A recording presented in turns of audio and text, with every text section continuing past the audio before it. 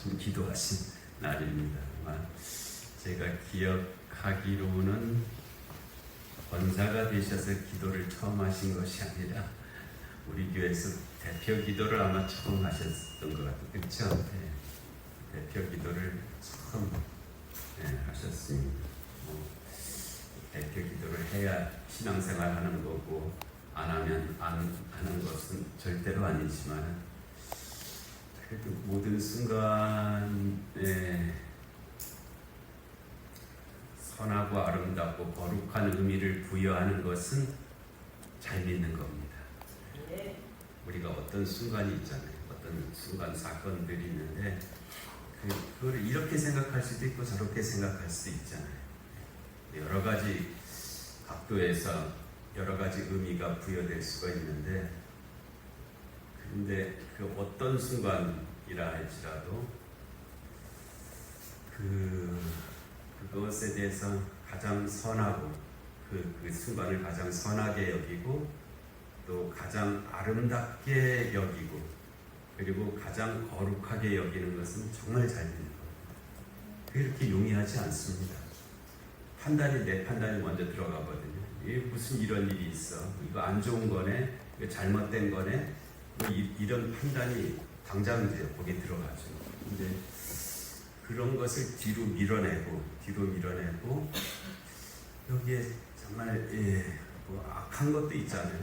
불의한 것도 여기서 선한 것을 끝내 찾아내고 그냥 그것을 초라한 상태로 그냥 여기는 것이 아니라 정말 아름답게 그 일을 아름답게 그렇게 볼 수 있고 그 아름다움을 사실 발견하는 것이고요.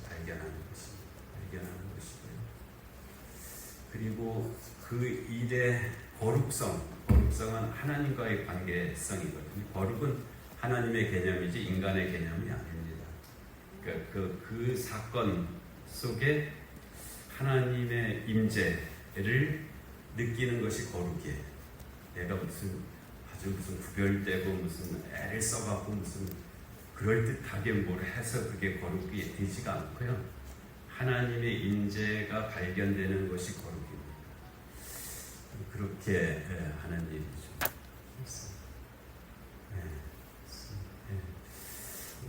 권사님 아마 수일을 밤을 못 주무셨을 거예요.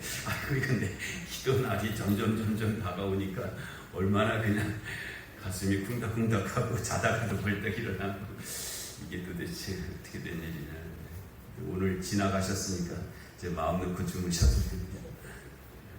감사하고요.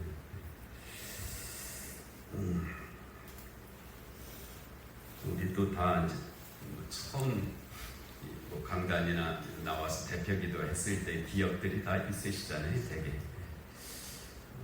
설교하는 사람도 그런 고백을 하는 분들이 있어요.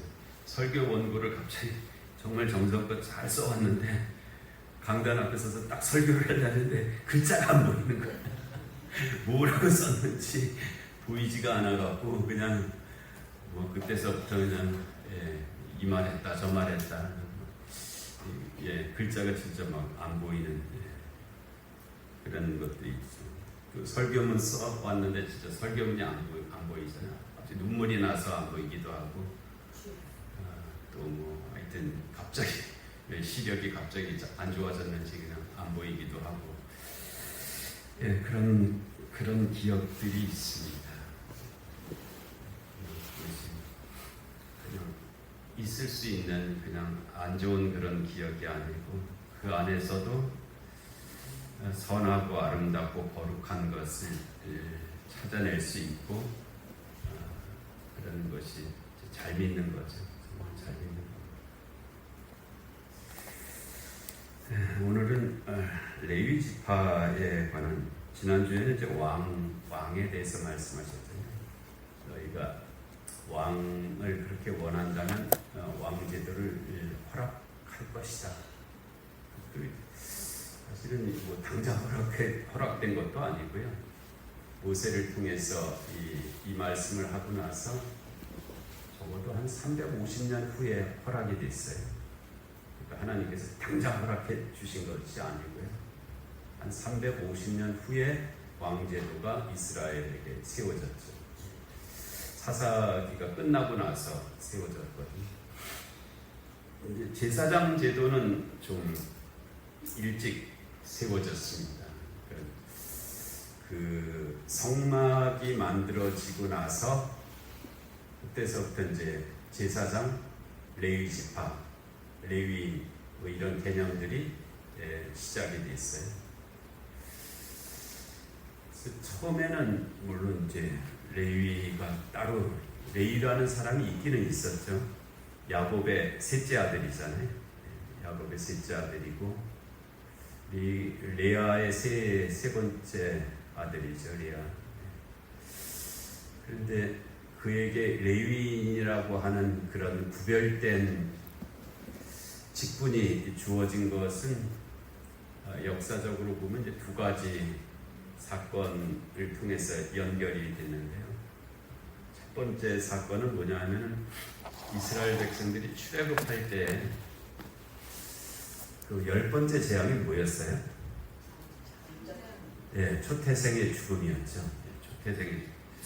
하여튼 뭐든지 처음 난 것은 다 죽게 돼 있어요. 이게 뭐 사람만 그런 게 아니고 짐승도 그렇게 돼 있습니다. 처음 난 거. 그러니까 그게 특별한 거잖아요. 어떤 게 처음 난 건지 어떻게 알겠어요?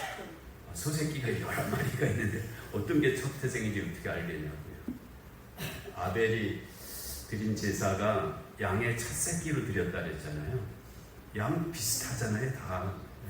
근데 어떤 게 첫 새끼인지 어떻게 알겠어요? 날 때부터 거기다 표시를 해놨겠죠. 그래서 이게 첫 새끼다 해서 양의 첫 새끼로 아벨은 하나님께 제사를 드렸다 그랬잖아요. 이 초태생 사람부터 동물애까지 그리고 그 바로의 아들부터 저 맷돌 돌리는 사람의 장자까지 다 죽임을 당했다. 하나님께서 하면서 특별한 계시적 사건이죠. 이 이성적으로는 받아들이기가 어렵잖아요. 왜 그래 이래? 이게 그런데 하나님께서 그렇게 하셨어요. 그러니까 우리가 뭐 거기에 대해서 뭐로 딸리 그렇게 말을 하지 못하는 부분이 있어요. 물론 처음부터 아무 말도 안 하면 우리의 믿음이 맹신이 되어버리는데 생각할 때까지는 해야 돼요. 왜라는 거를 가지고 계속 가야 돼요. 그러지 않으면 우리가 믿는 것이 힘이 없어요. 제가 제임스 밀의 그 자유로운을 최근에 읽었는데요.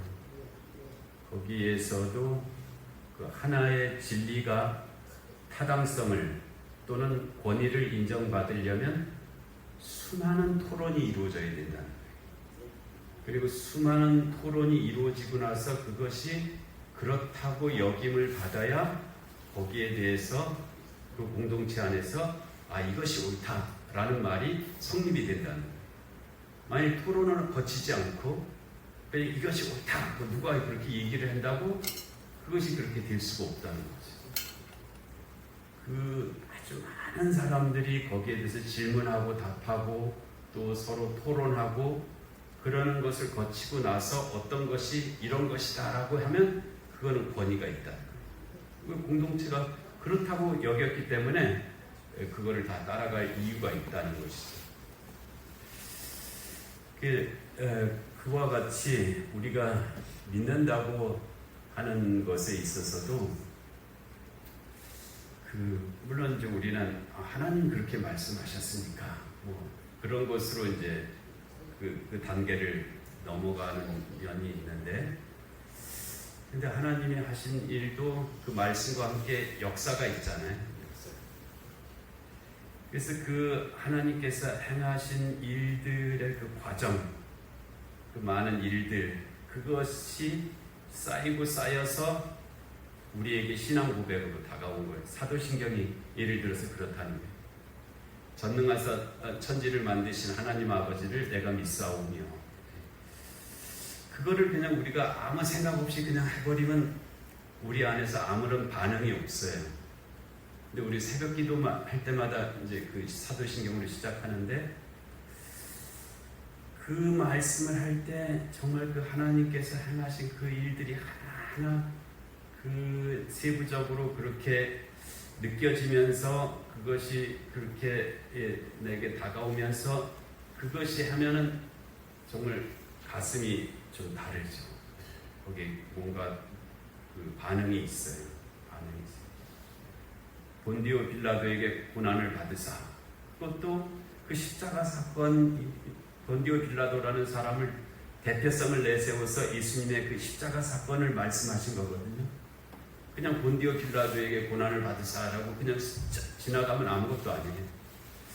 근데 그 말씀 속에 들어있는 그 많은 일들을 우리가 이렇게 그게 다가오면 그게 은혜예요. 그래서 그 하나님의 말씀도 우리가 이제 어떻게 하나님의 말씀에 다가갈 것인가, 하나님의 말씀은 어떻게 우리에게 역사하시는가, 그것도 그런 면이 있습니다. 초태생은 내 것이다. 하나님께서 선언하셨어요. 선언하셨는데, 그러면 예, 그렇습니다. 라고 우리가 이제 믿어야 되는 거잖아요. 근데 그렇게 말씀하신 의미가 뭘까? 그 말씀을 통해 그렇게 하시고자 함을 통해서 우리에게 무엇을 또 요구하고 계시나, 무엇을 우리에게 주시려고 하는 것인가, 그런 것에 대해서 우리가 자꾸 깊이 있게 생각하는 거예요. 그러면 우리의 믿음이 힘이 생깁니다. 힘이 생겨요. 아까 우리가 그냥 그 말씀에 대해서 내 안에서 어떤 반응이 없는 그런 것이면 주기도문을 100번을 외워도 주기도문으로 할 수 있는 일이 없어요. 사도신경으로 할 수 있는 일이 없어요. 근데 주기도문이든 사도신경인데 예를 들어서 성경을 한 번 읽는 것도 그렇고 성경을 한 번 다 읽어도 아무런 반응이 없이 읽으면 그 성경 한 번 읽은 것 갖고 할 수 있는 일이 아무것도 없습니다. 그거 갖고 내가 실제로 아무것도 변화도 없어요. 아무것도 안 돼. 하려면. 근데 그 많은 반응들이 내게 쌓이면 내 안에서 힘이 생깁니다. 그래서 그 힘으로 이것도 하고 저것도 할 수 있어요. 나도 이기고 세상을 이길 수도 있다. 그래서 우리가 그런 것이 필요해요. 하나님께서 왜 초태생의 죽음을 통해서 장자는 내 것이라고 말씀하셨나? 이게 아주 생각하면 생각할수록 깊은 여러 가지 의미들이 들어있거든요. 그래서 이 초태생의 죽음이 있고 나서 하나님께서 봐라, 내가 생명의 주인이다. 그러니까 앞으로 초태생은 다 나의 것이다 라고 그렇게 말씀하셨어요. 그래서 예를 들어서 양의 첫 새끼가 나면 그건 하나님께 바쳐야 됩니다. 모든 생명의 주인이 하나님이신 것을 인정하게 하는 그런 의미. 내 생명의 주인이 나다라는 것을 인정하게 하시는. 그리고 사람도 마찬가지다. 사람도 초태생은 내 것이다. 근데 양은 죽여서 제사를 드려서 하나님께 드려지는 건데 사람을 죽이는 것은 하나님의 뜻이 아니란 말이에요. 그래서 사람을 죽이는 대신에 초태생은 또 죽어야 되는 거거든요. 출애굽 때와 같이 죽임을 당해야 되는 것인데 죽임을 당하지 않고 초태생이 하나님의 것이 되게 하시는 길을 열어놔 주셨는데 그게 뭐예요? 오현주 권사님 뭐예요? 레위인으로 가름해 주겠다. 레위인을 내 것으로 만들어서 너희들의 초태생의 죽음을 면하게 해주겠다. 그래서 레위인이 거기서 시작이 됩니다. 그러니까 레위인이 그들의 각자의 삶을 살지 않고 온전히 하나님의 일을 하게 살면서 그것을 통해서 그 다른 초태생 사람이죠. 사람들의 그 삶을 살아갈 수 있도록 해주겠다. 그래서 초태생의 숫자하고 레위인의 숫자하고가 거의 비슷합니다. 어떤 때는 뭐 많고 적은 게 있는데 뭐 생명의 숫자로 그거를 계산하게 그렇게 만드셨어요. 그래서 이 처음 난 아들은 하나님께 바쳐지는 것이다. 그런 개념이죠. 우리나라가 왜 그 영향을 그렇게 많이 받았는지, 일단 한국에서 교회 열심히 다니신 분들이 첫 아들은 하나님께 바쳐야 된다고 막 그렇게 했던 그런 전통들이 많이 있는 것이 그런 연고로 시작된 그런 일들이었습니다. 그래서 이 처음 난 아들은 하나님께 바쳐진다는 건 죽임을 당하는 거거든요. 죽어야 되는데 그 죽어야 될 것을 대신해서 하나님께서 살 길을 열어주신 것이 레위인들, 이 초태생에 해당하는 장자에 해당하는 만큼의 숫자거든요. 그 레위인들이, 그 레위인들은 온전히 하나님의 사람으로 그렇게 살아가게 하심으로써 이스라엘 안에서 그 문제를 그렇게 여기게 하신 그런 일이 첫 번째 사건입니다. 그리고 그 다음에 그런데 그때는 레위가 그 역할을 할 것이라는 것이 정해진 것은 아니었어요.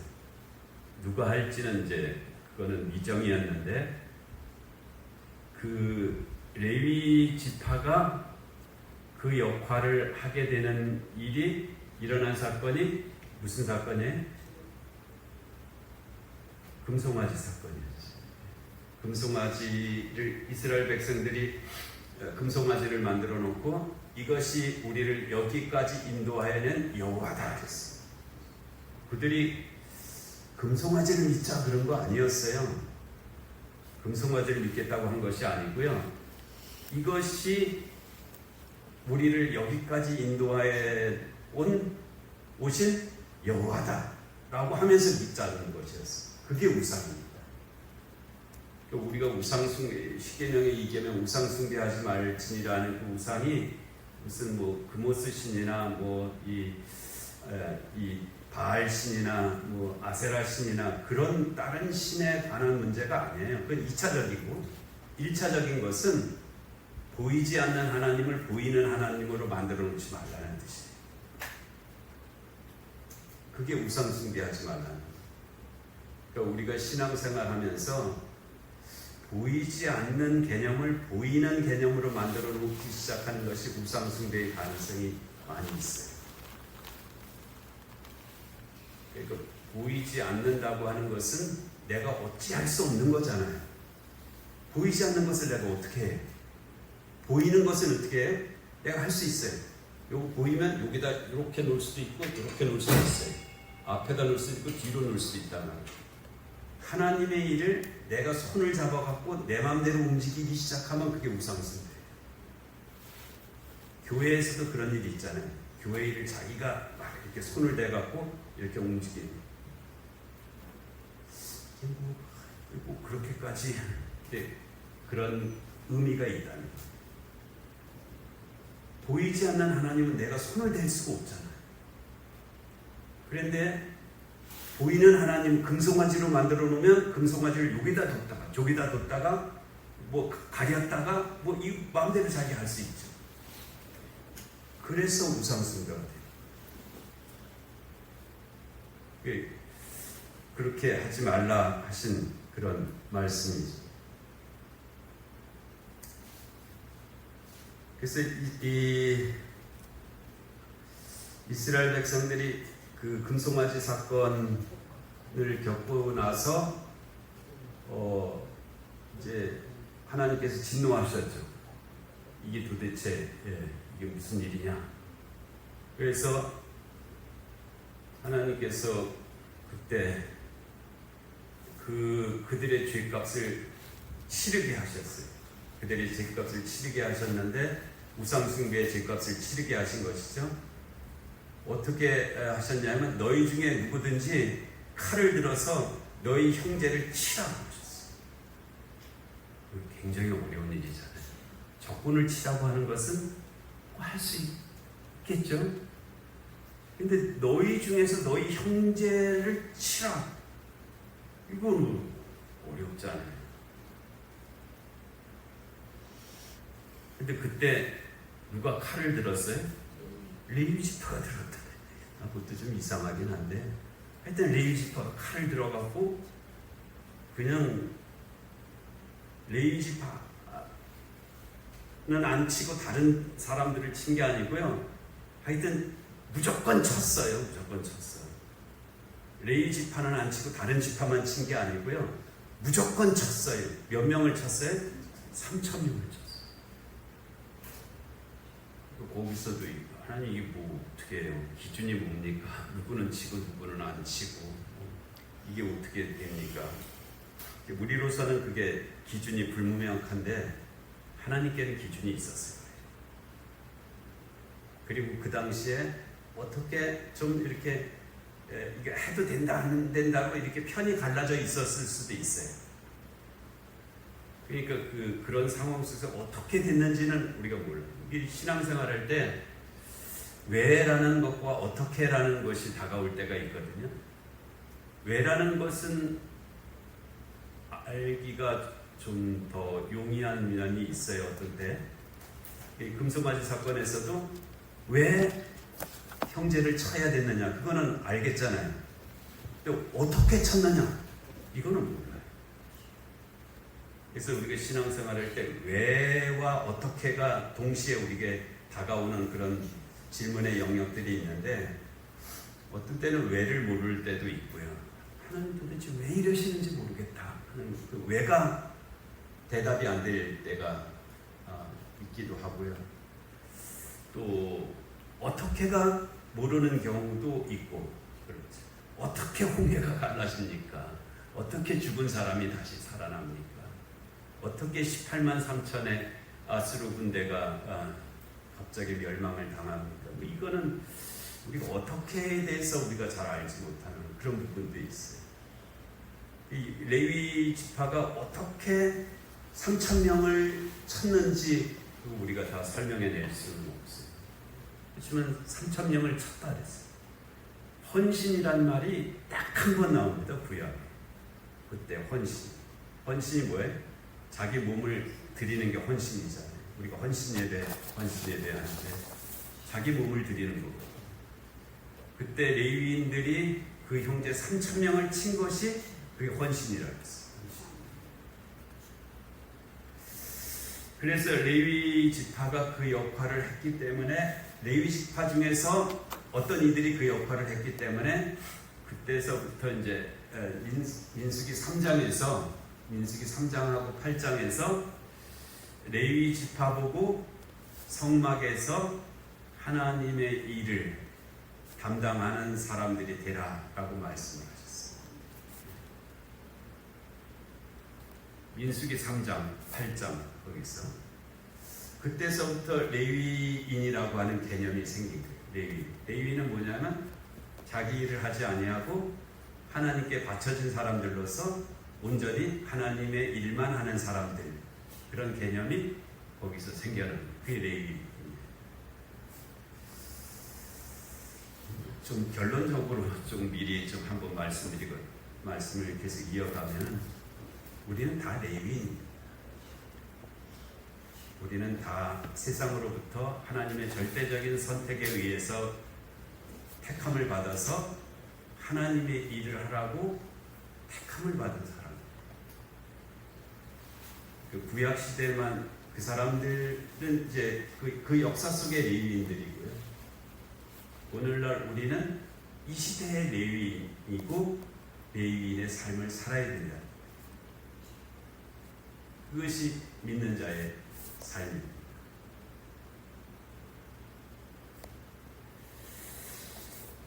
그래서 18장 1절에 레위 사람 제사장과 레위의 온 지파는, 레위인들이 두 종류로 좀 또 나눠져요. 하나는 레위 지파 전체가 있고요. 그 중에서 아론의 자손들이 있어요. 아론의 자손들. 이 아론의 자손들이 제사장이에요. 레위인들은 돕는 자의 역할을 하는 것이. 다 레위 지파인데 레위 지파 안에서 특별히 아론의 자손들을 통해서 제사장, 대제사장이 거기서 이제 나오게 된 거죠. 그래서 레위 사람 제사장과 레위의 온 지파는 그래서 그 말씀이 이제 거기서 나온 거예요. 이스라엘 중에 분깃도 없고 기업도 없을지니 그들은 여호와의 화제물과 그 기업을 먹을 것이라. 그러니까 이스라엘 중에서 분깃도 없고 기업도 없을 것이다. 이제 그 이스라엘 백성들이 출애굽해서 광야 생활을 거쳐서 이제 요단강을 건너서 가나안 땅에 들어가는 거잖아요. 그래서 가나안을 정복하게 되면은 너희가 그 땅을 나누어서 어느 지파에게는 이 땅을, 어느 지파에게는 저 땅을 뭐 이렇게 나눠줄 것이다. 이제 그런 말씀이 있었단 말이에요. 그런데 이스라엘이 12지파잖아요. 그런데 그 12지파 중에서 그 요셉 지파는 둘로 두 분깃이 됐죠. 그래서 뭐해? 누구? 므낫세와 에브라임. 요셉은 한 분깃이 아니고 두 분깃이 됐어요. 그래서 요셉이 야곱의 12아들 중에서는 특별한 의미를 갖는 그런 아들인데, 그래서 12지파가 그렇게 성립이 됐고, 그 대신 레위 지파는 그 땅을 나누는 분깃에서 기업에서 제외되죠. 제외되고 그 레위 지파에게는 그 12지파에게 나누어 줬던 땅들 속에서 48개의 성읍을 레위인들에게 주어라, 그렇게 되셨어요. 그러니까 땅이 좀 넓은 지파는 뭐 한 6성읍을 주고, 살집을 가리키는 말이에요. 살집을. 땅을 좀 적게 받은 지파에서는 한 3성읍이든지 4성읍을 이렇게 주고, 그래서 합치면 48성읍이에요. 그 중에서 6개는 도피성이에요. 도피성이 6개를 포함해서 48성읍을 레위인들에게 주었어요. 각 지파에서. 그래서 그들의 그 레위인들이 살 수 있는 거처를 마련해 준 거예요. 그리고 그 레위인들이 그 성읍에서 목초지 2000규빗, 그러니까 1km 정도 돼요. 그 성읍에 삥 둘러서 1km 정도의 2000규빗의 목초지도 레위인들에게 주었어요. 근데 그 외의 것은 뭐 농사를 짓는다거나 뭐 다른 어떤 것은 그 레위인들에게 주지 않았어요. 주지 않고 하나님께서 뭐라고 말씀하시냐면은 이스라엘 중에 분깃도 없고 기업도 없을지니 살집은 준다. 살집은 준다. 그러나 다른 것은 없다. 그런 말이에요. 그들은 여호와의 화제물과 그 기업을 먹을 것이. 그럼 어떻게 삽니까? 여호와의 화제물 그리고 그 기업을 먹을 것이다. 그 화제물은 뭐냐면은 화목제를 가리키는 말이거든요. 화목제는 주로 하나님께 감사한 일이 있을 때 그때 드리는 제사였어요. 근데 기본적으로 제사는 다 번제가 기본이에요. 그러니까 번제단에다가 제물을 태워서 드리는 제사를 번제라 그러거든요. 근데 번제, 태울 번자예요. 올릴 번자가. 네. 그 개념은 뭐냐면은 여기서 그거를 태워갖고 그 연기와 향기가 올라가잖아요. 그럼 그게 하나님이 받으시는 거다. 그런 개념이에요. 그래서 기본적으로 번제가 기본의 제사의 기본이에요. 번제가 아닌 제사는 우리가 아는 바로는 거제, 곡식을 이렇게 추수해서 하나님 앞에 높이 드리는 이게 거제고요. 또 요제가 왜 생겼는지 모르겠는데 요제는 흔드는 거예요. 이렇게 흔들어서 하나님 앞에 드리는 제사고, 거제와 요제 외에는 다 기본적으로 번제, 태워서 드린단 말이에요. 그게 이제 지금 우리가 생각하면 그게 뭐 그래요. 하나님이 뭐 저 하늘에서 뭐 어떻게 향기를 이렇게 흠양하시는 걸로. 근데 지금 우리는 이 말씀으로부터 3,500년 뒤의 사람이라고. 그때 사람들에게 있어서 하나님께 뭐를 드린다고 하는 개념이 지금 우리와 같은 이성적으로 그렇게 여겨지는 것이 아니에요. 가시적으로 되어져야 믿어지는 그런 때라는 거예요. 그러니까는 이 제물을 태워서 그것이 연기가 올라가는 것을 통해서 이 제물을 하나님이 받으신다. 이제 그게 이렇게 다가오는 그런 때라는 거예요. 그래서 기본적으로는 번제가 기본이고요. 근데 그때 이 번제 중에서 얼만큼 태우느냐가 갈라져요. 아주 완전하게 제물을 다 태워버리는 게 있어요. 그건 아주 좀 특별한 일이에요. 그러나 온전히 하나님만 받으셔야 된다. 그러면 제물을 몽땅 태워요. 몽땅 태우는 거예요. 그게 이제 그렇게 드리는 번제가 있어요. 근데 그렇지 아니하고 이 화목제 같은 제물은 어떻게 하냐면 제물 중에서 일부만, 예를 들어서 기름 같은 것만 조금 태우고 나머지는 다 사람들끼리 나눠 먹는 거예요. 그게 화목제. 그래서 사람들끼리 이렇게 나눠 먹는데 나눠 먹는 중에 레위인들한테도 주어라. 레위인들한테 주어서 그들이 살아갈 수 있도록 해줘라. 그것이 이제 레위인이 살아가는 길이에요. 살 수 있게 하시는. 여기서 그래서 이스라엘 중에 군깃도 없고 기업도 없을 것이지만 그들은 여호와의 화제물을 먹게 될 것이다. 그리고 그 기업을 먹을 것이라. 화제물과 또 다른 기업인데 이 기업에 대해서 하나님께서 뭐라고까지 말씀하시냐면 내가 기업이다. 내가 너희들이 살 기업이다. 레위인에게 그렇게. 물론 다른 이스라엘 백성들에게도 그 의미는 유효하죠. 유효한데 직접적으로 하나님께서 내가 너희의 기업이다. 너희가 땅이 없지? 그러나 내가 너희의 땅이 되어줄 거야. 그런 뜻이에요. 그게 바로 화제물과 그 기업을 먹을 것이라. 그래서 우리가 이제 앞에 좀 선언적으로 말씀드린 것처럼 우리가 세상에서 땅이 없을 수 있잖아요.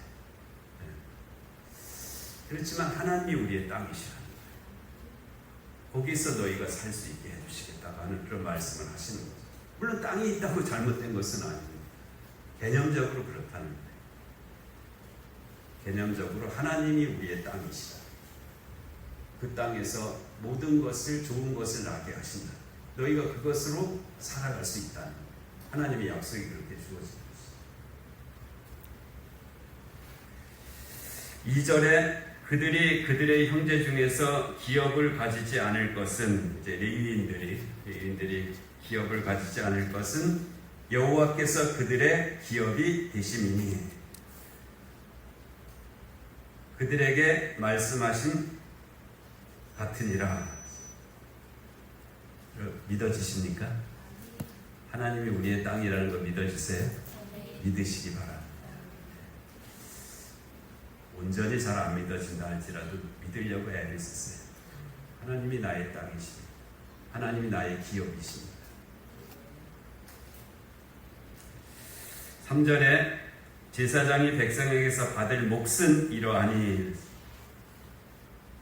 제사장이 백성에게서 받을 몫은 이러하니 아예 정해주셨어요. 어떻게 정해주셨냐면요, 곧 그들이 드리는 제물의 소나 양이나 에서 그 앞다리 다리로 이렇게 그 다리 부분하고 두 볼이 여기 부분이 볼이거든요. 이게 보급이랍니다. 고기 중에서 아주 두 볼과 위 내장에 있는 이 위는 제사장 몫이다. 하나님이 아예 딱 정해주셨어요.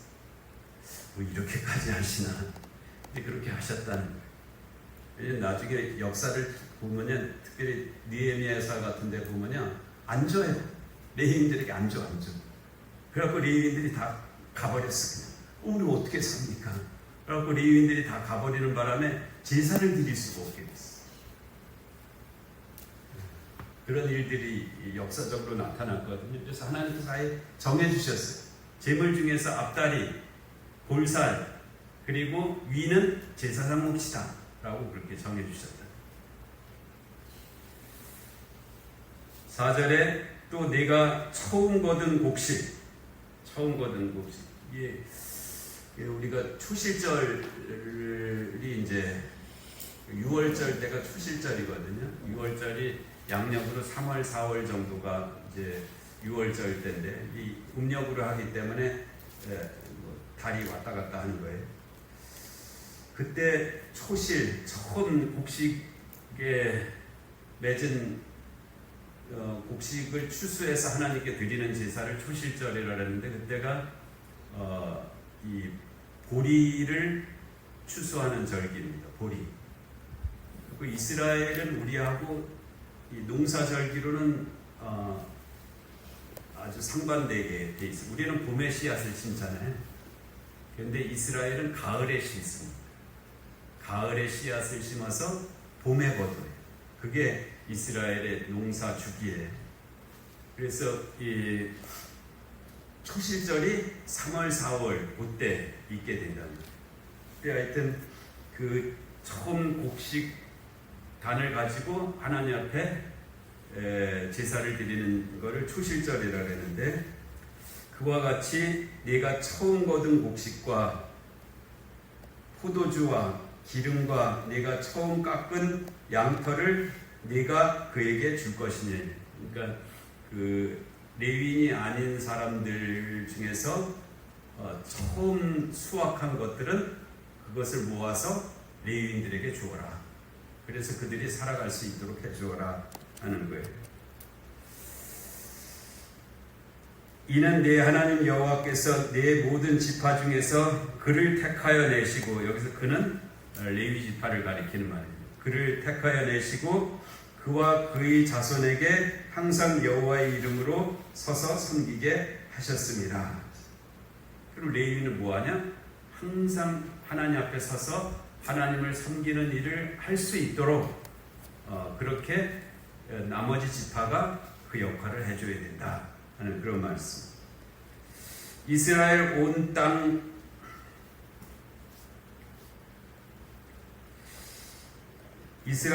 어떤 성읍에든지 거주하는 레위인이 간절한 소원이 있어 그가 사는 곳을 떠날지라도 여호와께서 택하신 곳에 이르면, 이게 무슨 말씀이냐?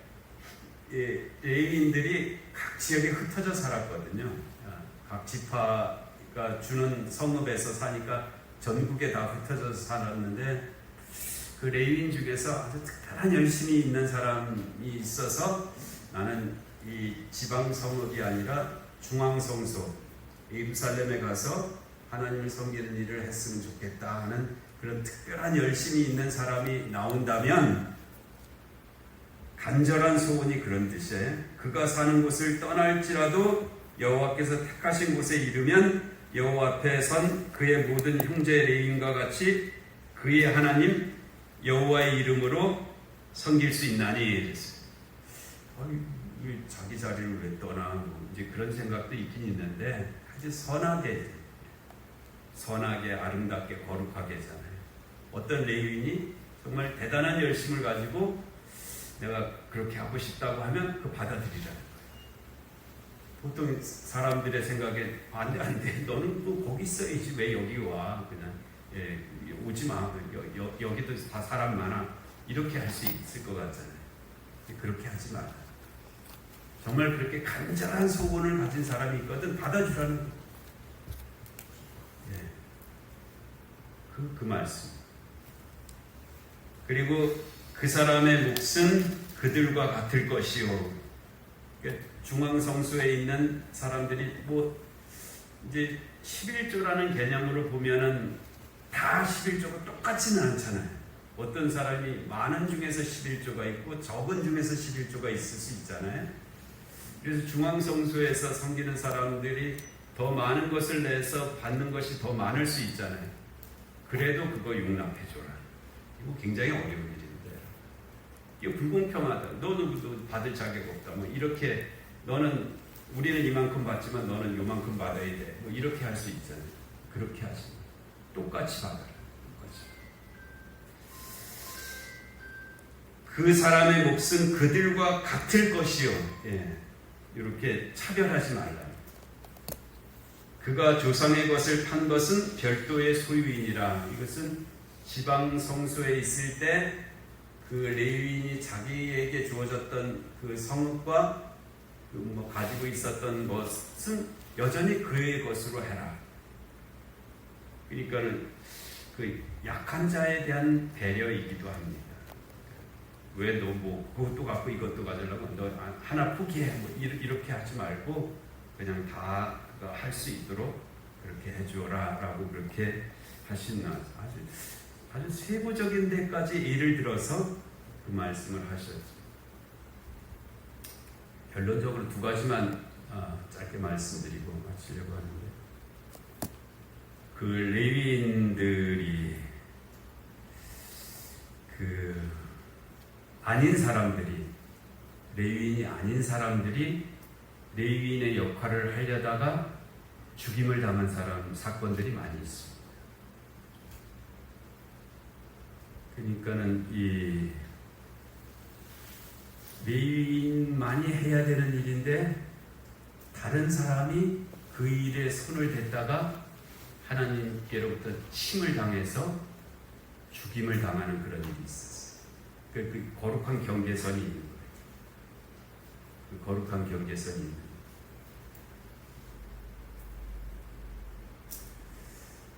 그리고 또 하나는 아론의 아들 중에서 나답과 아비후라고 하는 아들이 둘이 있었는데, 이 사람들은 이제 제사장인 가문인데 하나님의 일을 하는데 다른 불로 번제를 드렸다가 그 번제단에서 불이 나와서 두 사람을 태워 죽여버렸어요. 이 다른 불이 도대체 뭘까? 그게 궁금한데 다른 설명은 없어요. 근데 개념적으로 보면 하나님께서 이 어떤 그 당시 그들만 아는 관계성 속에서 하나님만의 불이라는 개념, 우리나라도 성량이 없을 때는 화롯불을 꺼트리면 안 됩니다. 며느리들이 와서 해야 되는 일이 그 일이거든요. 화롯불에 불씨를 꺼트리면 안 돼요. 그러면 그 집안 불을 못 떼는 거예요. 어떻게든지 그 불을 살려내는 게 며느리들이 잠을 못 자고 그거 해야 되는 일이었거든요. 그와 마찬가지로 하나님의 불이라는 개념이 있는 거예요. 근데 그 불이 아니고 그 번제단의 불일 겁니다. 번제단의 불인데 그거 어떻게 이제 꺼트려 버린 거죠. 그래서 다른 데 가서 불을 갖다가 이 번제를 드리려고 하는 순간에 그 불이 나와서 아론과 나답과 아비후를 살라버렸다. 그러니까 하나님의 일을 하는데 있어서의 거룩함을 있어서도 안 된다는 거예요. 거룩하지 않은 자가 하나님의 일을 해서도 안 되고, 하나님의 일을 함에 있어서 거룩성을 잃어버려도 안 된다. 그래서 오늘 우리가 신앙생활 할 때 이미 우리는 다 하나님의 자녀잖아요. 다 거룩한 백성이죠. 우리에게 있어서 중요한 문제는 뭐예요? 내가 주님의 일을 하면서 거룩성을 잃지 않는 것입니다. 이제 우리는 다 하나님의 자녀예요. 다 거룩한 사람이라. 남은 것은 뭐가 남았어요? 하나님의 일을 하는데 거룩함을 잃어버려서는 하나님의 일을 갖다가 무슨 다른 개념으로, 다른 차원으로 그렇게 또는 무시하거나 적당하게 하거나 뭐 이렇게 그래서는 안 된다는 그 말씀을 이 레위인을 통해서 우리에게 주시는 바가 있습니다. 다른 말씀들도 많이 있는데 오늘 시간 여기까지니까 우리가 서두에 드린 말씀에 우리는 다 레위인입니다. 레위인보다 더한 하나님의 자녀입니다. 그러니까 우리가 거룩한 백성이란 말이에요. 우리에게 남은 일은 뭐가 남았어요? 거룩한 사명을 감당하는 일이 우리에게 남아 있습니다. 거룩한 백성으로서 거룩한 사명을 감당하는 그런 귀한 삶들 되게 하실 줄로 믿습니다. 은혜로우신 하나님 아버지, 오늘 3일밤 저에게 허락하시고 또 주 앞에 예배케 하시니 하나님 감사합니다.